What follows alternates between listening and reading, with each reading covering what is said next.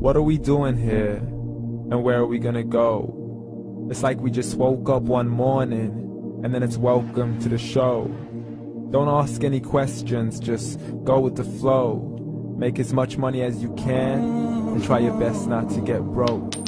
Copy everything you see on the TV, from the hairstyles to the clothes, and don't think too often, just do exactly as you're told. And if you ever get confused, then just turn towards the alcohol.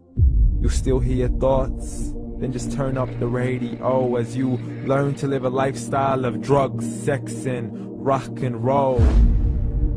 But in all honesty, I just need to know, is there more to the cycle than growing and getting old? Living and dying just to leave behind a happy home and a whole lot of property that somebody else is going to own. I just really need to know before the casket's closed, 'cause I'm not willing to gamble with my soul, nor am I ready to take any chances. These are just simple life questions, and I'm just searching for some answers. Like, what are we doing here? And what is our purpose? How did we get here, and who made us so perfect? And what happens once we go, or is this world all really worth it? Questions we don't answer because apparently we don't really have to. There's no purpose to this life and our existence is merely natural. Then in that case, please let me ask you, did you create yourself, or was it somebody else who had fashioned you? 'Cause you're a being that's impeccable, faultless and unparalleled. You're a product of supreme intelligence, and I'm merely being rational.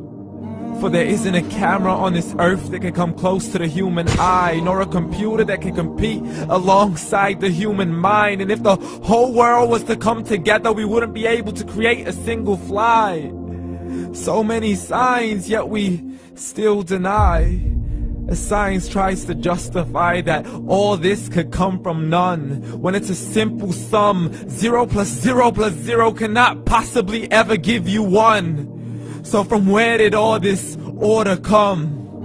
For everything has its origins, a maker, a creator of its own. I mean, the only reason you're watching this video is because somebody had to press upload.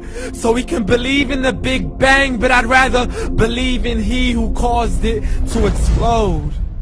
Allah, the creator of everything, along with every single soul. The ever-living, the master, the only one who is in control. Unlike his creation, beyond our imagination. And no, he's not a man, nor does he have any partners in association. He's on his own. And no, he did not ever leave us alone. Just like every manufacturer, he left us with an instruction manual. The Quran and Islam, and I'm sorry to jump to conclusions, but it's the only one possible. The only definition of God is the one and only supreme being. It's logical, a book with 0 contradictions, with miracles that are both scientific and historical, all revealed over 1400 years ago. Like the detailed description of the human embryo. The descriptions of the human embryo in the Quran cannot be based on scientific knowledge in the 7th century. To the mountains as pegs holding firm the earth below, and the 2 seas that don't mix in a complete separate flow. To the planets in orbit, alternating night and day as they stay in flow. The expansion of the universe and the creation of everything from H2O. To the stories of the past and the preservation of Pharaoh. To identifying the lowest point in the land where Persia defeated Rome. The gushing fluid that created man in the glands between the ribs and the backbone. And not a word has changed, it's still the same. So please explain how all this was known over 1400 years ago. To a man who couldn't read or write, as he would recite whatever the angels spoke. And if you still don't believe, please try to come up with something that's even close. But you can't, so we took God as a mockery and his messengers as a joke.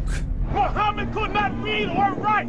How's somebody who can't read or write gonna start a religion? Dismiss his scriptures as legends and tales of the ancient folk, as we live life according to our whims, desires, and hopes. saying this life is the only home we will ever know. We will live then die, then simply turn to bones. YOLO! Correction, after the grass dies, the rain arrives and it regrows, and Allah promises to do the same thing to your very soul and bring you back from your very fingertips to your toes, as the all-seeing supreme being watches us so close, and we are surely being tested in our wealth, our health, and our self, and everything that we've been blessed with. So believe, for we will surely be resurrected and be brought back to our Lord and account for every single deed, as He hands us our books and orders us to read. From the bad to the good and everything in between. You yourself are sufficient for your own accountability, so don't be mad at me. You are the one who thought He wouldn't come back to me. I gave you a whole life long to search after me, but you were busy in all that which was temporary. So read, and glad tidings to all those who believed. And if you disbelieve, read.